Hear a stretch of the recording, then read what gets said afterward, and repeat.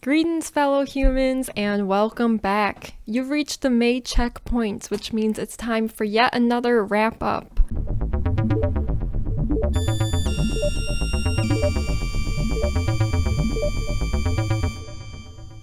I read a total of 4 books this month, which seems to be my average, 1 book per week, though that's not always exactly how long it takes me to read each one. The first book I read was The Galaxy and the Ground Within by Becky Chambers. This was another highly anticipated 2021 release for me.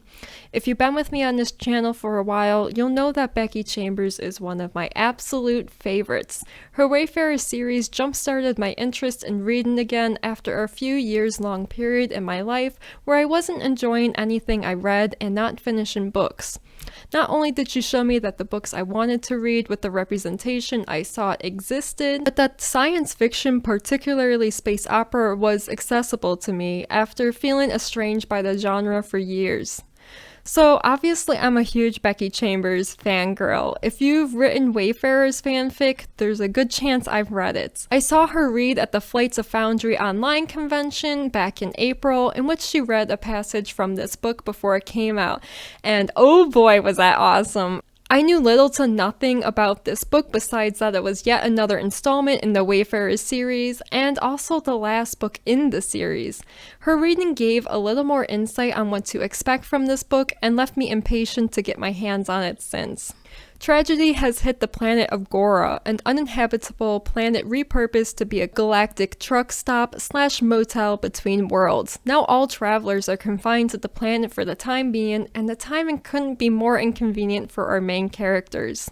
As with every Wayfarers book, The Galaxy and the Ground Within takes place within the same creative universe as the others, but in a different section of the universe and following a new set of characters. There's always some sort of touchstone to the other books, and this one took form in the character of Pei, an alien introduced in the very first book, but this time she gets to be a narrative lead. I like that for the most part the only characters in this book are aliens. The 3 other books are mostly human focused, and while I enjoyed them, there was so much to be explored through alien POVs. I was really excited to see some LaRue characters because LaRue have always been in the background for the most part, and they are probably the most adorable aliens in this series just based off of how I picture everyone. They're like these fluffy, noodly marsupials, and I just really want to cuddle with one. I didn't remember Acarics at all. I think they were mentioned in The Long Way to a Small Angry Planet when the Wayfarer was boarded by pirates. It's been a few years since I've read that book, and because they were condensed to a single scene, I just didn't remember them as well. I really enjoy the Acaric characters in this book because the features of their species present such unique challenges to the characters. They are much smaller than other species, oxygen is poisonous to them, so that all time spent off of their ships they are confined to a mech suit which provides them with mobility as well as breathable methane, and they have very short lifespans. Combined with the ways they've had to adapt to a society not geared towards them, the Acarac's home planet has been long destroyed by other aliens, so they are forced to hash out a living in a society that only makes it harder for them. And then there's a Quelling character who I appreciate that his presence in this book entirely challenges everything we know about the Quelling from previous appearances in the series. Quelling uphold law above everything else and also have a superiority complex over other species. This character is an exile from his species and shown as highly appreciative of other cultures. He's the first to try to get to know the Acarac character, when the other aliens are initially hesitant of her for the stigma that some Acaracs are pirates. It's also kind of incredible how charming his character comes across, especially considering this guy is an insect and has a ton of legs and his physical appearance should be creepy, yet he comes across as incredibly warm and welcoming. Chambers has this really incredible ability to invoke empathy in readers towards characters that don't even look remotely human, because most of her sapient alien species aren't humanoid. The cultures she creates are so thorough. I understand and react along with characters when something is offensive or presents as a conflict with a character's cultural norms. One of the plots that arose in this book I successfully predicted, only because I remembered an aspect of Pei's species mentioned back in the second book. It was a rewarding moment as a longtime reader, yet still easy to follow for someone starting with this book in the series. I like how Chambers uses alien characters to point out how strange humans are. A strong theme throughout her series has always been not to judge others based on your own norm, because your norm is also strange to someone else. This is the only book in the series that I didn't end up crying while reading it. I think it ended up being a lot less tense than previous books. Like, she always has conflict in her books, but mostly reading them just feels like taking a vacation on an alien world. But ultimately, this book didn't need that sort of emotion bomb to make it work like others did. As the final book of this series, I'm tempted to hold it at a different standard than the rest of them, and in that aspect, this book didn't measure up. There's nothing exceptionally finite about it that wraps up the series, concluding only the plots that arose within itself. It's a great standalone, but there's still a part of me that wanted something more from it. And I can admit that that is unfairly so. This book brought a lot to the series overall, and the series needed it, but it leaves me wanting more. The Wayfarer's universe is so incredibly vast. There has to be more corners of it that could be explored, and more alien POVs to be spoken. But I think there's something to be said about knowing when to stop a series, and if the passion was no longer there for Chambers, or she was feeling restricted by the world she had created probably about 10 years ago now, then she's right to say that this is the end.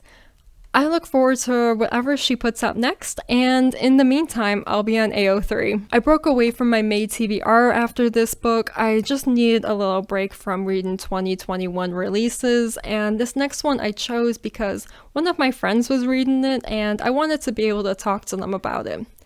So the next book I read was Cemetery Boys by Aiden Thomas.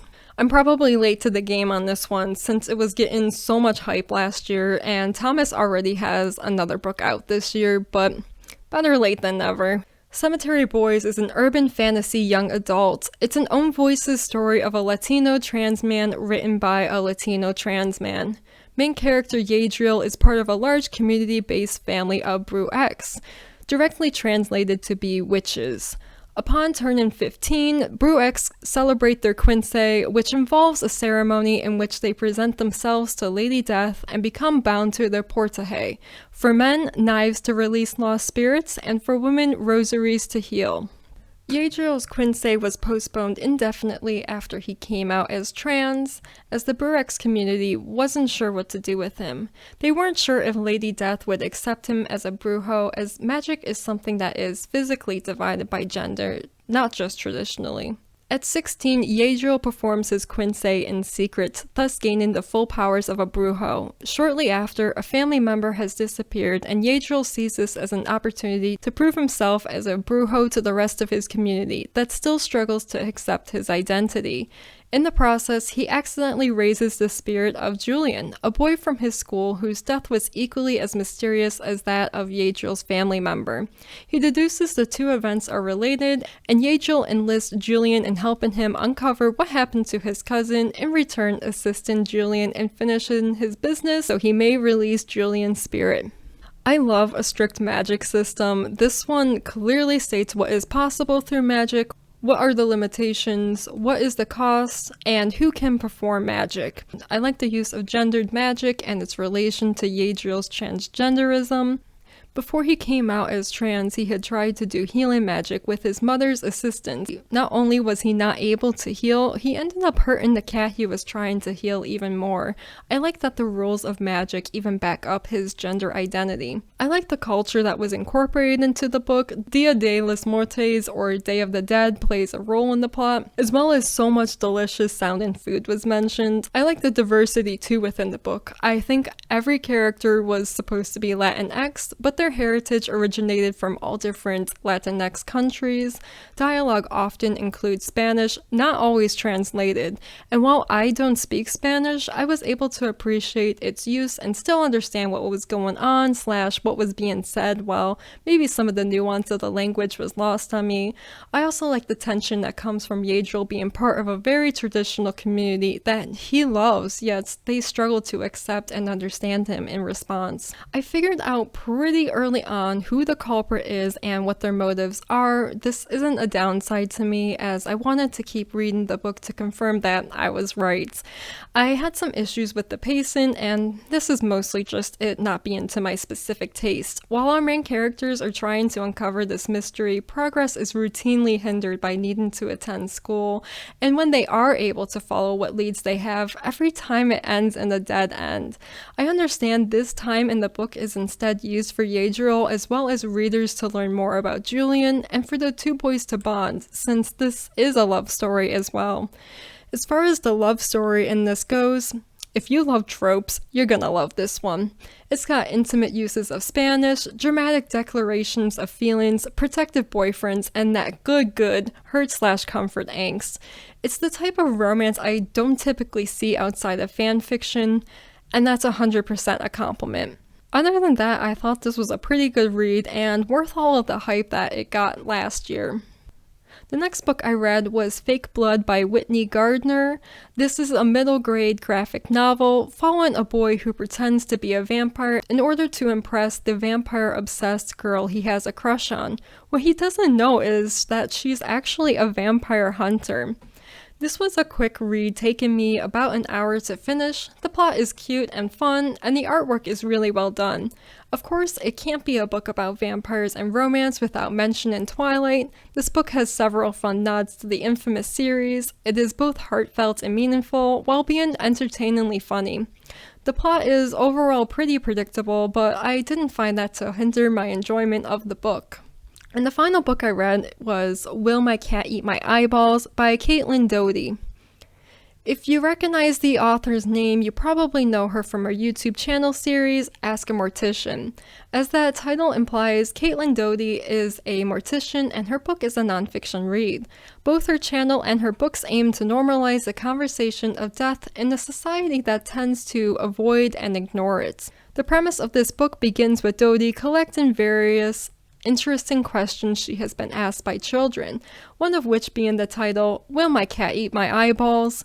Each chapter is a question followed by Doughty's researched answer. Her tone is humorous and entertaining, as well as accessible to younger readers. I am not actually sure what age group this book is aimed at. It feels weird to say it's for children, though it is inspired by children's curiosity and lack of inhibition to ask strange questions. But also a part of me wonders why I think it wouldn't be. Is that just part of American culture that treats the conversation of death as scary and taboo that makes me think it would be inappropriate for a child to read? Doughty's dedication is for future corpses of all ages, which suggests that this book is for anyone who is interested regardless of age. As far as reading level goes, I think kids wouldn't have a problem with it, but it's not so simplistic that it comes across as patronizing. While the topic itself is morbid, the book isn't overly gruesome or grisly in detail. She doesn't use euphemisms in order to avoid details that are gross, but rather is honest and genuine when answering questions. She will use proper terms while explaining what they mean. It has this really great balance of being sensitive towards her readers' needs while respecting their interest. She doesn't dumb it down, yet it's easy to understand. Besides the titular question, I wasn't sure what exactly to expect from this book. Something you probably don't know about me, but when I was in junior year of high school, I was looking into going to mortuary school. I was in an advanced biology class, and our final involved a research paper and presentation. While my classmates chose various diseases and defects, I chose to write about human decay. So during this time in my life, I learned a lot about the decomposition of the human body, as well as forensic sciences. And I knew my stuff well enough to have gotten annoyed once while watching a TV show where they were trying to pin a murder on the victim's boyfriend because he was found with his corpse, and the police were treating this corpse as fresh when the boyfriend only found him because he saw fluid dripping from the ceiling. So the guy had to have been dead for at least a week to be at that stage of decay where his body was oozing. Like, I got generally annoyed. I'm still annoyed. So I already know a bit about it and was thinking this book would be pretty redundant on what I know. I was pleasantly surprised though. While there is information I'm already familiar with in this book, the conversation goes many more unique places I'd never think to ask. In order to not spoil too much of it, I'm just going to relay some of the questions answered in this book. Do conjoined twins always die at the same time? If someone is trying to sell a house, do they have to tell the buyer someone died there? What would happen if you died on a plane? We eat dead chickens, why not dead people? That last one made me squick a bit, but it was also a really interesting question. I think the knee-jerk reaction to it is always going to be one about morals. At least it is to me. But she goes into the actual logistics of it. Like, scientists figured out human meat isn't actually that nutritious. Plus, the chance of contracting the disease is really high. Overall, it's just not practical. Also, this book is just like really nicely illustrated. I've had a lot of fun talking about this book with my book buddies during reading sprints. It's a really great conversation starter, and I don't usually do recommendations in my videos, but this is also something I think would be a great read for authors. I mean, haven't we all had to Google something that might make an FBI agent suspicious at one point or another in order to get something factually correct? But also, I just think it's good idea fodder for potential stories as well. As for next month's TBR, I started reading Local Star by Amy Ogden end of this month. But I only got 2 chapters in before I decided to postpone reading it. I think I've been too bombarded with space opera recently that I'm not really connecting with any new stories in the genre. I like to continue reading it at a later time once I've had a lengthy break. I'm currently reading House in the Cerulean Sea by TJ Klune as part of a buddy read with a handful of other booktubers, Leanne at Dark Roots Creations, Kristen at Moonlight Books, and Tiffany at Masquerade Chick. We're thinking of doing a live event where we discuss the book together once we finished, which will probably take place either end of June or early July. After that, I'm thinking of reading some graphic novels, but we'll see where my mood takes me next. I've got a few new ideas for different videos that I'll be exploring in the upcoming months, one of which is to start doing videos where I talk about writing. The first topic I wanted to discuss is about submission etiquette, but I'm also open to suggestions.